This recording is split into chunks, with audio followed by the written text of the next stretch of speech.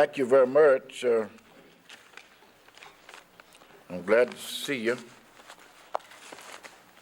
And I must certainly commend you, students, to get up $1,000.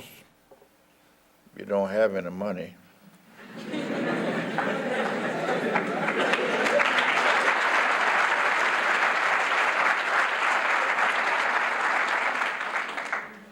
So it must have been a great sacrifice. But it also tells me that you are committed to the life and dream of Martin Luther King, Jr. I said to the young lady, and I'm a very frank person, I speak as I see it, or I say it as I see it. Now next year, when you have this, get on out there and tell the white students that they're part of it too. Now, don't let this black name affect what you're trying to do. See, they've tried to make believe that Martin Luther King died and did so much for his people, black people. But whites profited by what he did as well as anybody else.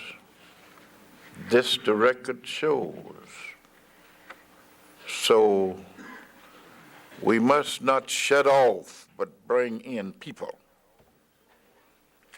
I often say that maybe I'm not as black as most of my people. Meaning by that it's all right to have blackness, honor blackness, but be sure you include people. Be sure you include people. Now, I have no desire to reprimand you or to make you feel badly. That is my aim. And what I'm going to talk with you about a few minutes here tonight and give you time to ask a few questions. It's simply going to be a simple talk. This just said to give me latitude, but also it has to be short. It says comments.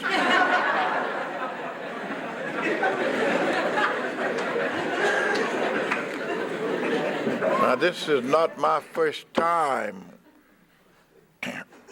on these campuses. Now, I can remember. I'm a long ways from being a young man anymore. But I came here, I think 3 years, consecutive years maybe, and spoke. And most of the time, maybe it was in this building somewhere to a class.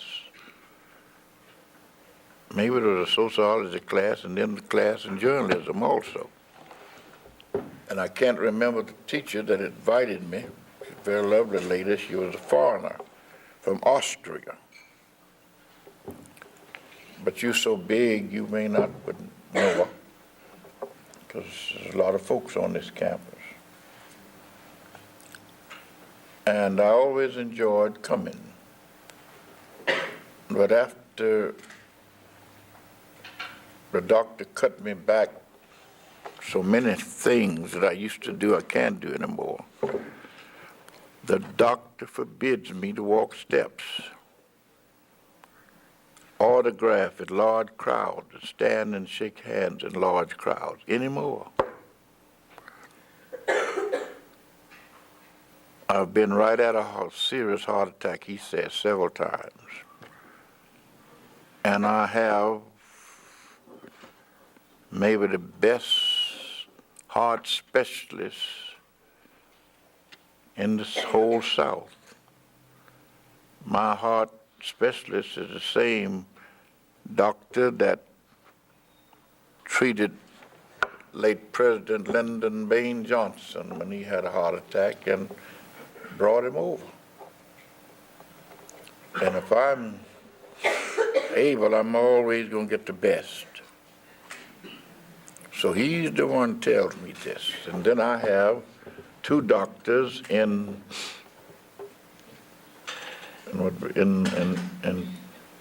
internal medicine. Now they check the whole body, you know.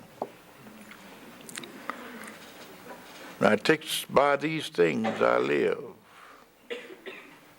Now I'm older than I look.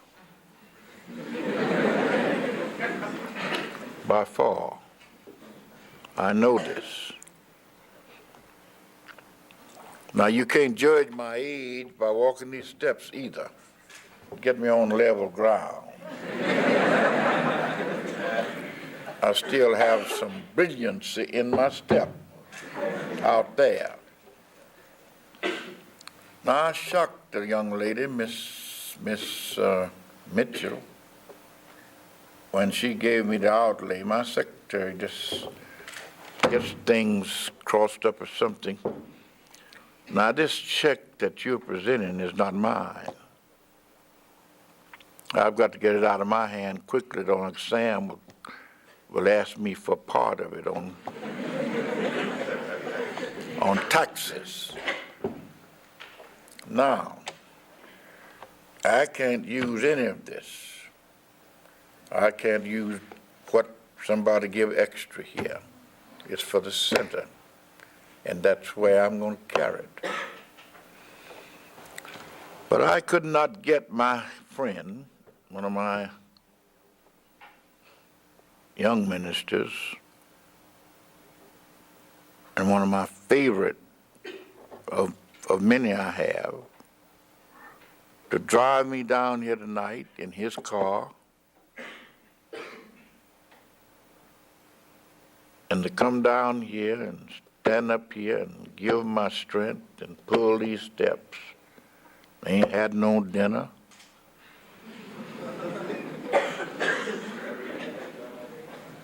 Need some food and you ain't got none.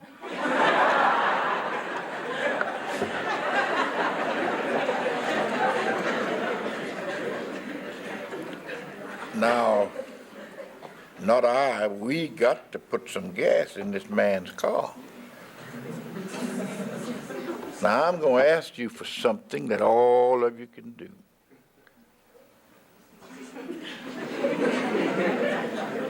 Now, I don't see no plates or nothing.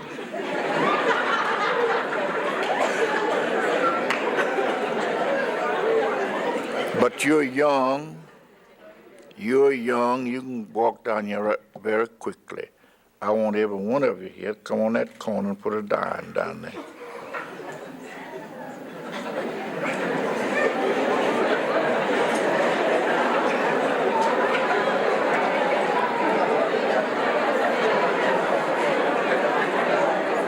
Right there, that corner.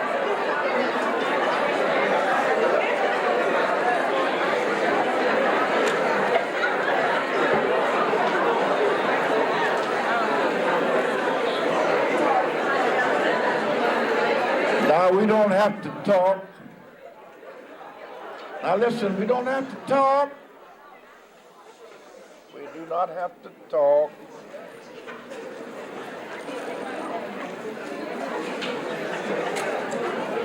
Yeah, the young man put $1 and something down.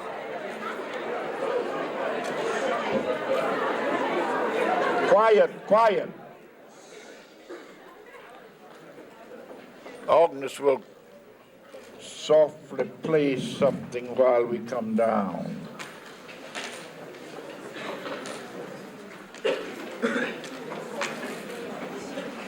Well, where's the pianist? Left? That's something. We don't have to talk now, I'm serious.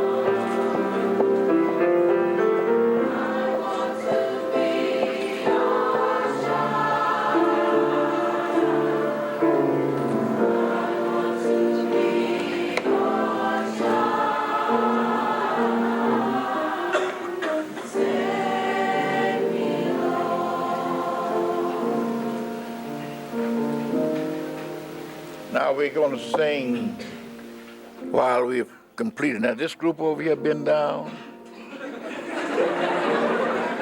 You all been down? Huh?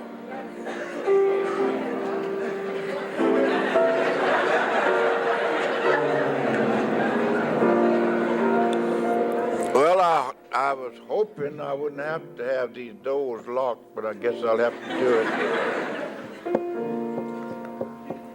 Guess I'll just have to do it because some of us ain't been down here. And we didn't say send it, we said bring it.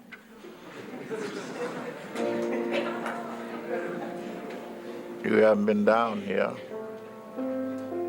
Now you know what I'm going to sing. White folks don't know it. They don't sing it at that church. They can't play it and they can't sing it. But we're teaching them how to do it. And they're very easy to teach.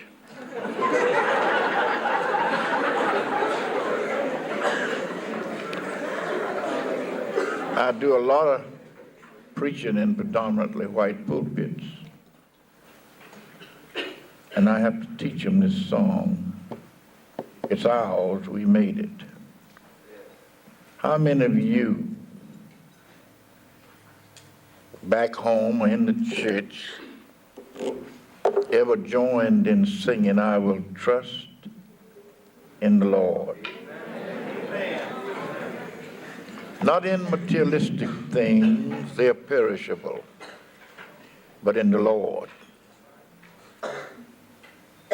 You know, through it all, he has brought us.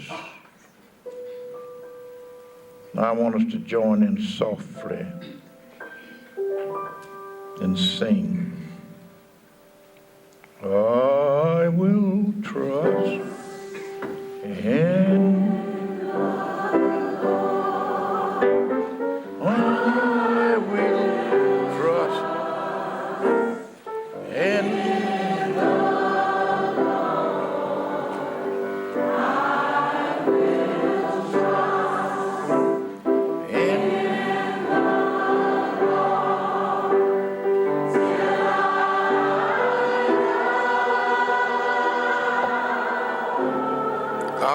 trust.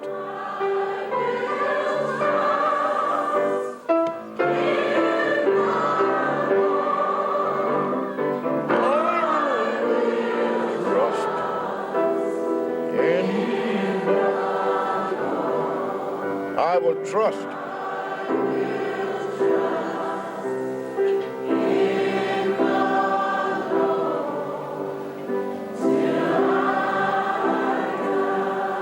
I'm going to treat everybody right. I'm going to treat everybody. I'm going to treat everybody. I'm going to treat everybody right.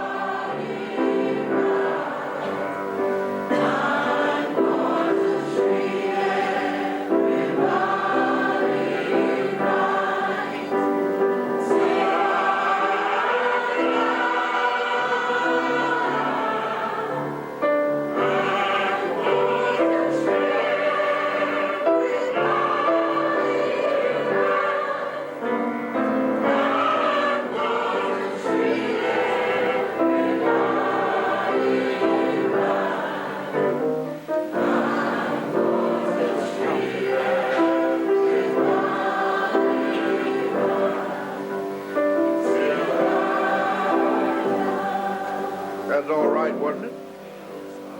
How was that? Was that all right? Now, they're not going to bother me to count that and see what we have. But let me say now what I want to talk with you very briefly about. You all can quietly count that.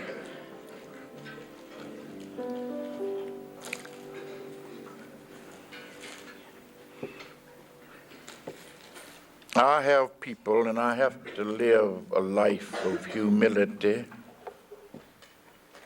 because where I live is so serious and dangerous, really. And I must live that the rest of my life. I used to be as free as a man could be. Now I'm not allowed to drive a car anymore or to travel alone anymore. My house has to be checked by the clock at night. I have to have security wherever I go. Why? It is ridiculous. I've lived under threats more than half of my life on this earth, and still do.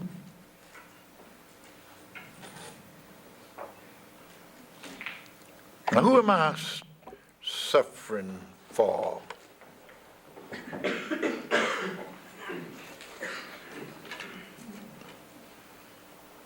I had 2 sons. You know what happened to Martin.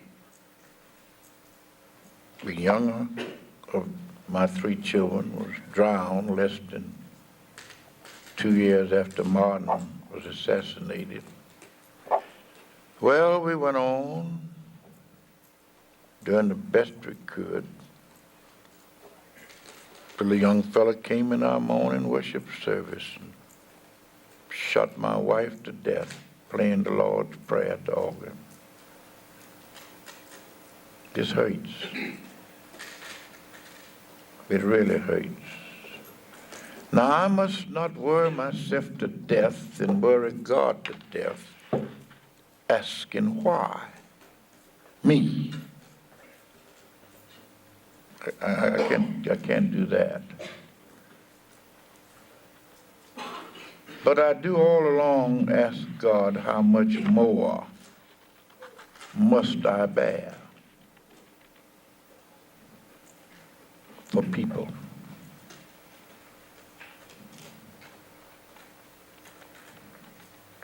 As I go all over the country, I have people with different thoughts say to me, "Are you really Martin Luther King Jr.'s daddy?" I said, "That's what my wife says."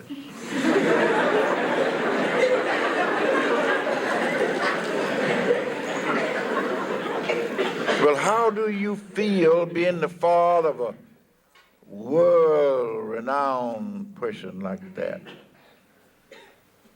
I said, we wear it with every sense of humility, humbleness, and in prayer. Now, I've told you all of this to say, you see, I can't be boastful and chesty about anything. I'm not a high and mighty person. Just a simple, everyday person. Came from Chitlin Switch. I'm talking about in the woods, sure enough, in the country, sure enough.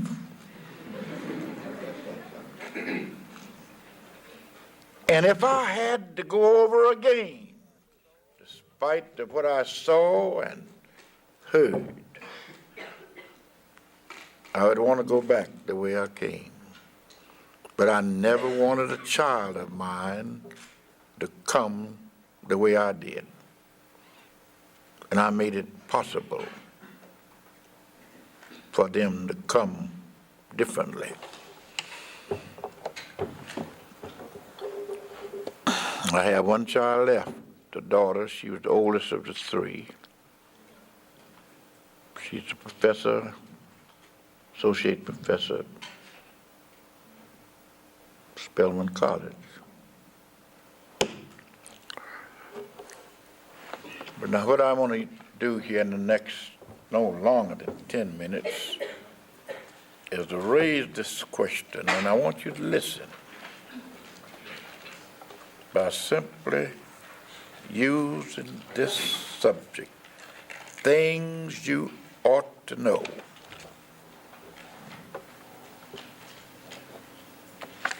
And there's so many things you ought to know that's not in the book. They did it and spoiled it out.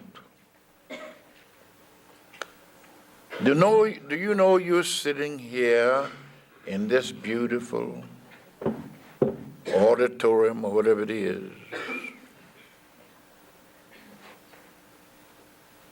I know when you couldn't sit in here.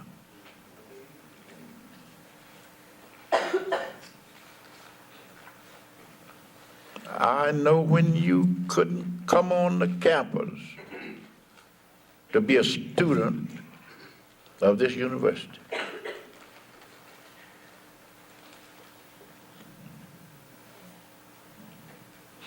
I know when you couldn't go up here to the varsity and get a hot dog. You were black. I know, and you ought to know, that there was a time when you couldn't get any accommodation to stop at night. You were black.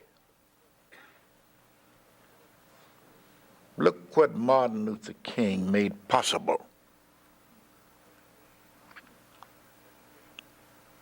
But he gave his life in order that it might be. And he kept saying to us, if there's nothing worth dying for, it's not worth living. And he said, if I've given my life, would give freedom to my people, I know nothing would be more noble. He did it.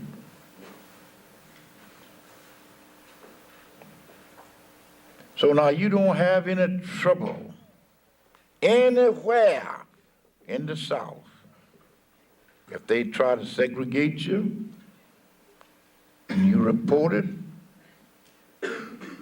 they'll be given a stiff fine and maybe ordered out of business. So young people, you're living to see segregation die. It's dead. And we ain't going back there no more. Don't matter who tries to set this clock back, we aren't going back.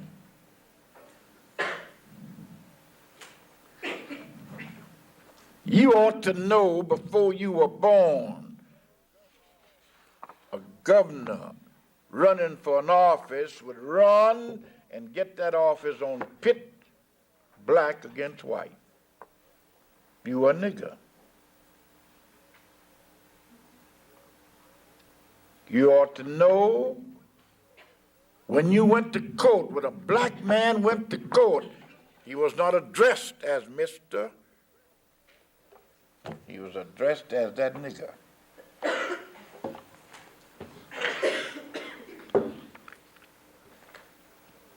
And I want you to know, nigger is not only black,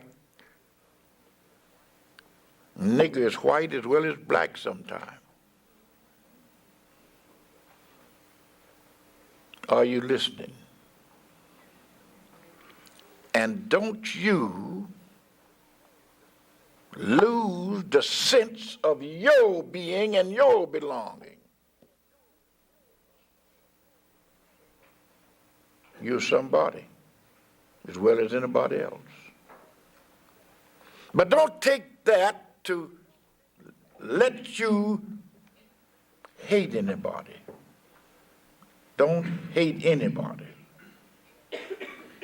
If there's whites on this campus that wants no part of you and snob and react, go ahead on, don't hate them. No matter what they said to you, don't hate them and don't strike back.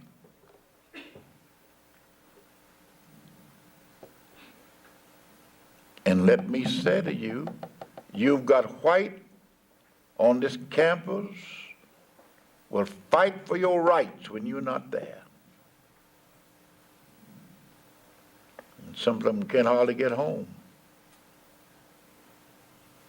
In many instances, the parents don't want them to do it.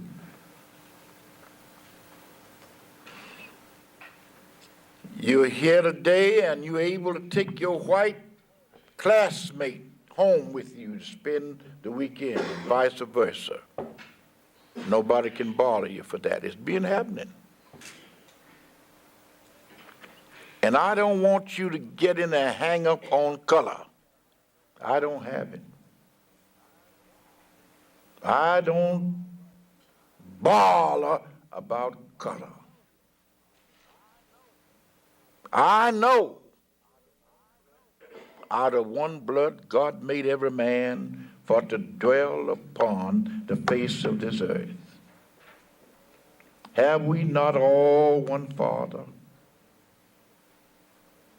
If this is true, and it is true, why are we so treacherous against each other? We all have one Father. Now, young people, you're looking in the face of a black man that refused to stoop low enough to hate anybody. Don't you do it. I'm not going to hate anybody. If anybody ought to hate, I ought to be at the head of the list. I know what hate can do.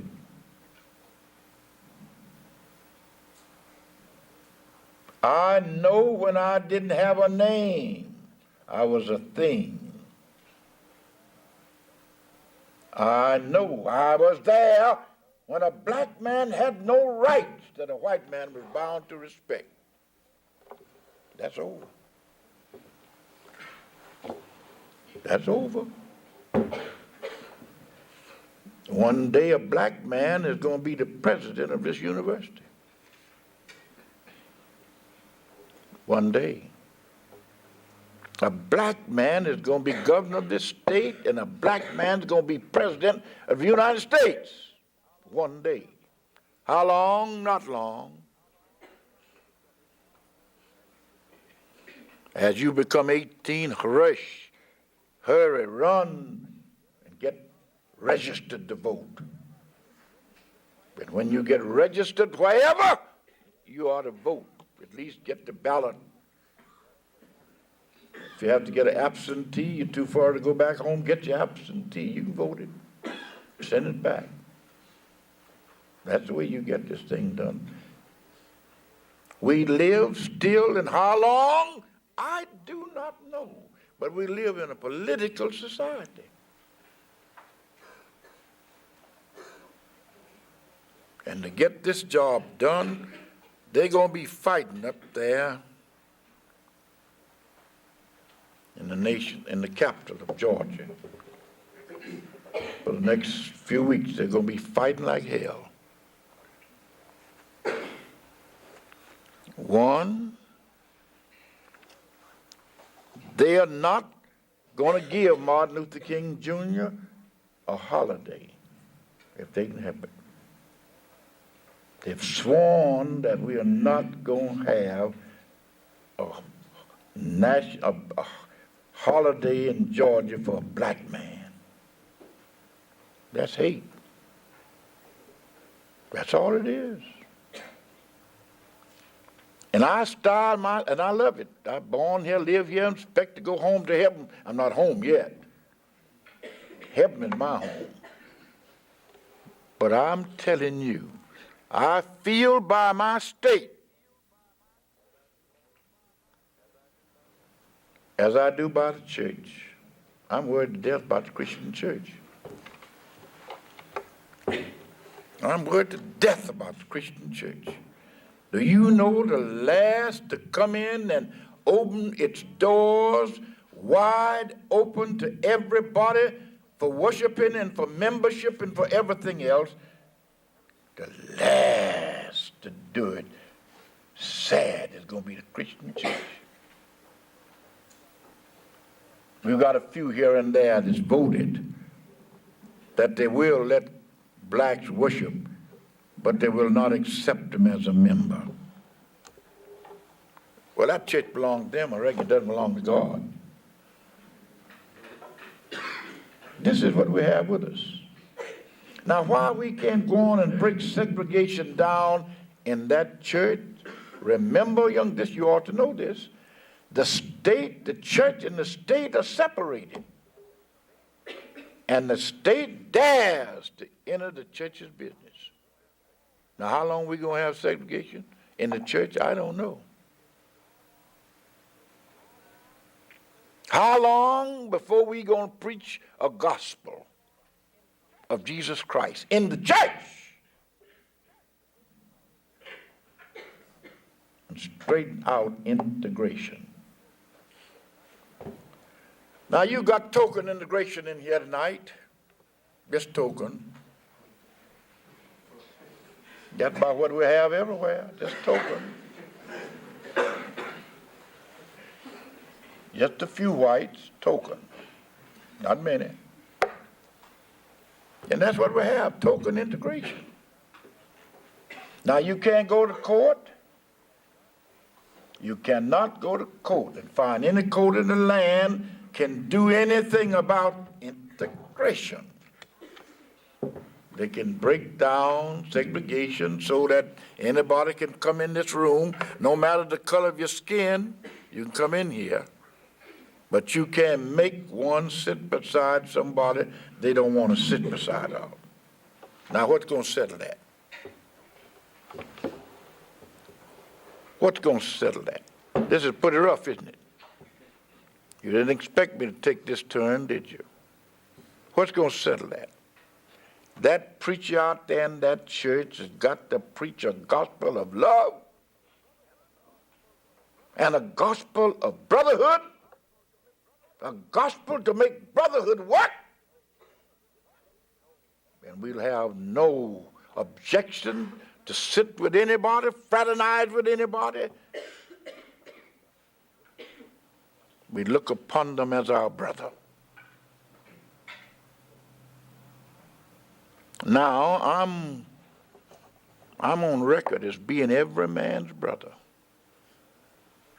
No matter the color of his skin or the texture of his hair.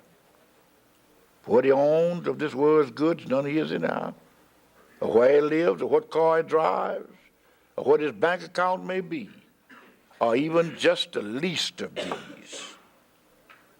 I am every man's brother. Now, you want to debate it? Go ahead. I don't have time. I've got a job to do every day I live. I'm supposed to get on plane tomorrow, as rough as it is in Chicago, and fly in Chicago and preach Sunday morning, this coming Sunday morning. So I ain't got time to argue nobody about nothing like that. I've got to go on with my job, going on being every man's brother. And I mean that, I'm serious. So, I love you, every one of you in here. I hope you love me. I do. I love you.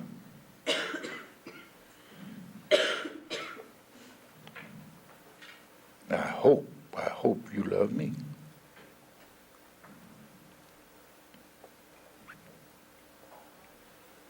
Now, you know, we've got these doors open. It costs so much to go in there.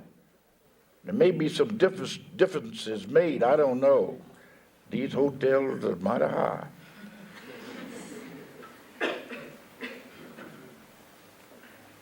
But I just asked somebody the other day in Atlanta.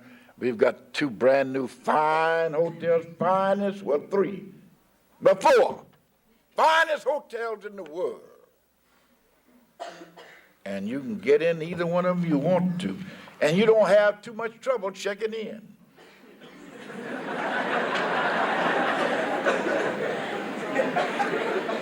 But you know where the rub comes? Check it out.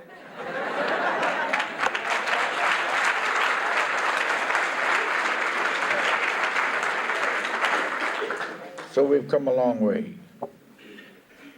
And we've got still a long way to go. Now I'm going to stop and I ask to raise this question with you. Don't let nobody brainwash you. Don't let nobody tell you that the President of the United States, Jimmy Carter, has not done a good job. And I'm not going to vote for him anymore. Don't let nobody brainwash you like that. I know the man. I know what he's had to face to get things straightened out. He's your friend. He's fixed to hand down executive order real soon. Going to help the least of these. And most of us, that's what we are. We don't have no money. Let me see the hands of seniors in this house. It's finishing this year. Raise your hands high. All right, lower your hands. How many of you got a job?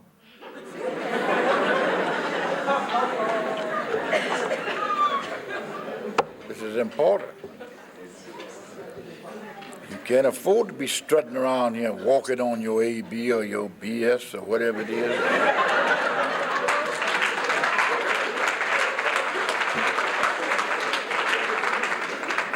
You've got to have a job to make some money so that you can live like everybody else.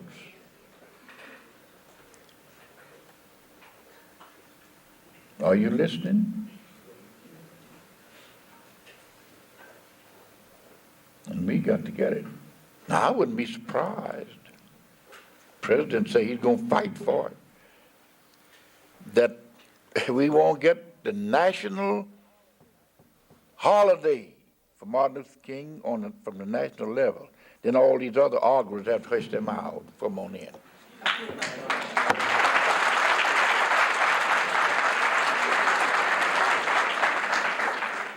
Now, the last thing I'm going to say to you, don't let nobody reduce you to beggary.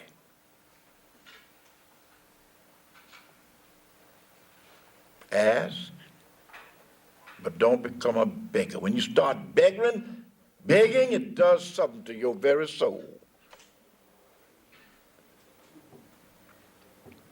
I've said over and over, and some of my folks don't agree with me. I said, now, I won't go with you to see no governor.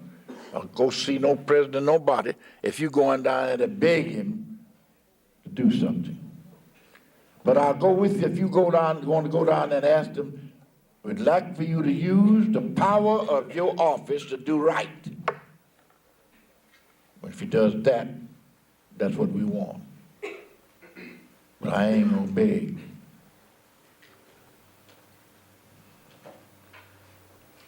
See, this is our Father's world, and we're his children. And we ain't gonna beg anymore. If they don't hurry up and give it to us, we're gonna take it.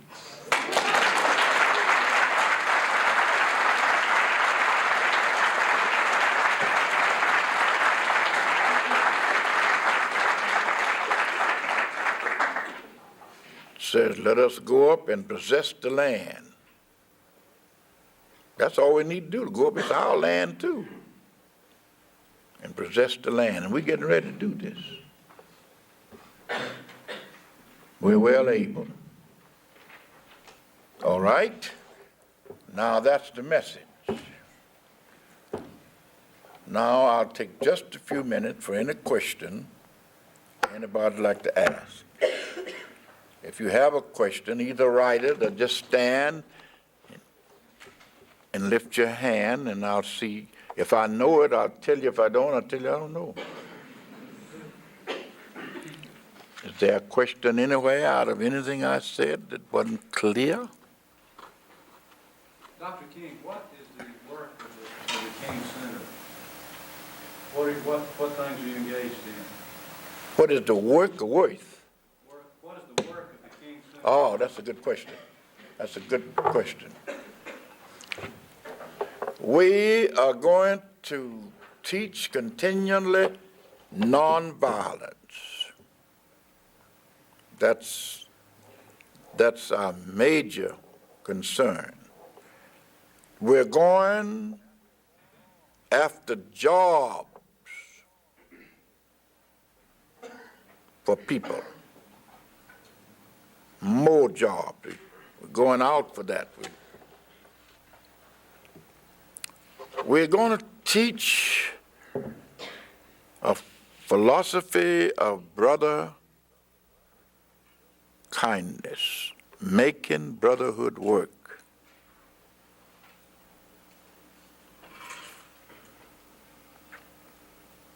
And we're going to teach what it means to be a person, somebody.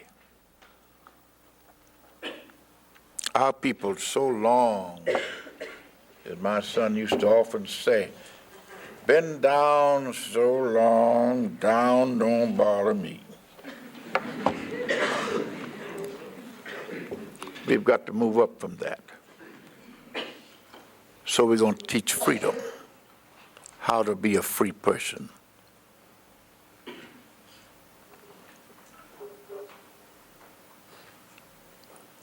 We've got a staff able to teach all that I am saying, but like everything else, we need funding. We're trying to go on with our third phase of our building there on the Auburn site, and it's going to be a mammoth thing. It's going to be known as Freedom Hall. It's going to be open for meetings of all types.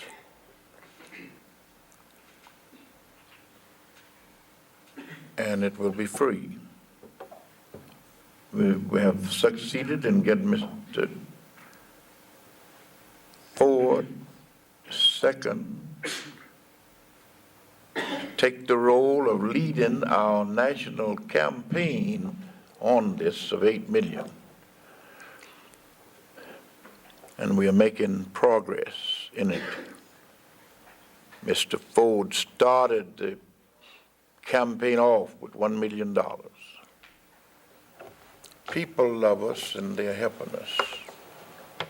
And your $1,000, it helps. Just keep putting them together, they make something too. I hope I've answered your question. Yes? Yes, Reverend King, I would like to know, have you ever been to President Carter's church in Plains, Georgia, and if you have, what was your reception? I have never been to that church, nor in it. I have never been to that church or in that church. I have not agreed with what went on the way it went on. First, the person that tried to get into that church was not the best person upstairs.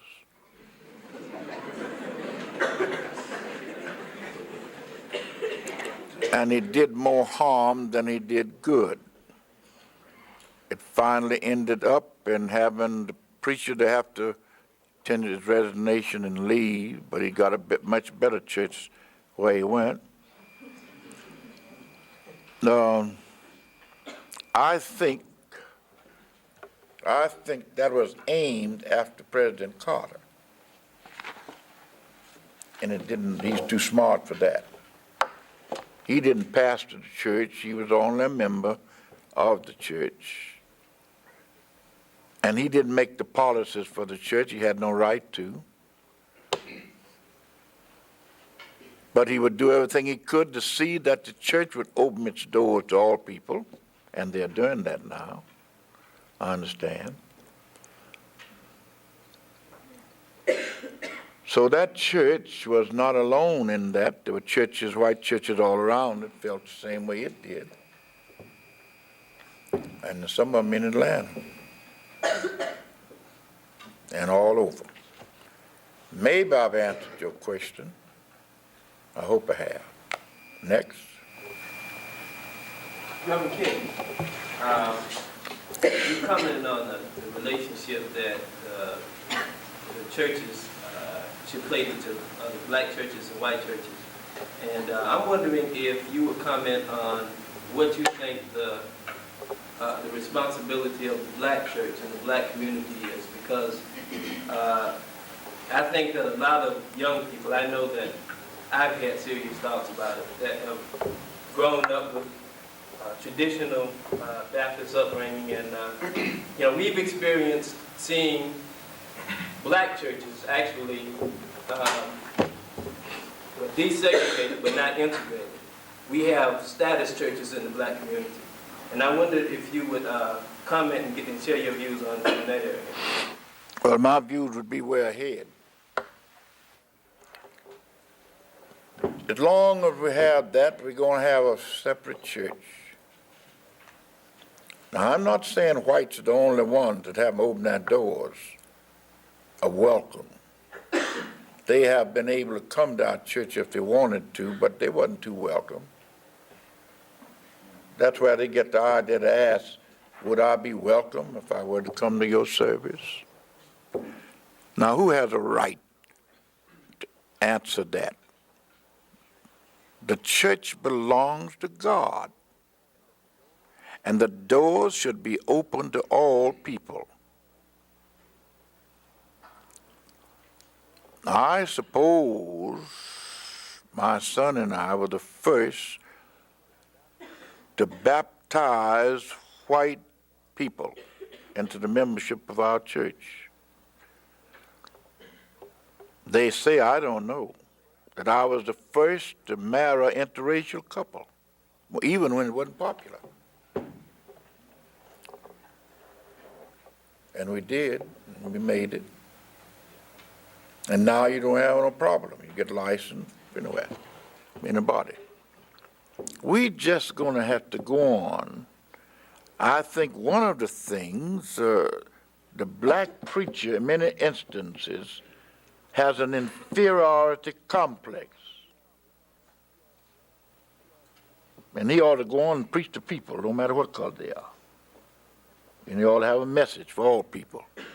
I tell you, I don't have no hang up there. I don't care how many whites come to hear me preach. I got a letter on my desk today, I think it was, and I get that invitation all along. They want me to come to the largest Lutheran church in that particular city to preach.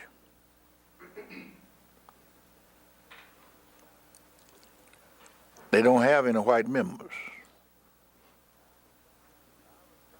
I was down yesterday. Told you I didn't have time to argue this other thing. At Fort Polk, down out from Alexander, Louisiana, large base. And I told them when I was doing it that I know it hadn't been done, and ain't no law in the land could do me any damage if I did it, and I'm going to do it. But I spoke to them. They said they had 3,000. I don't know how many I had.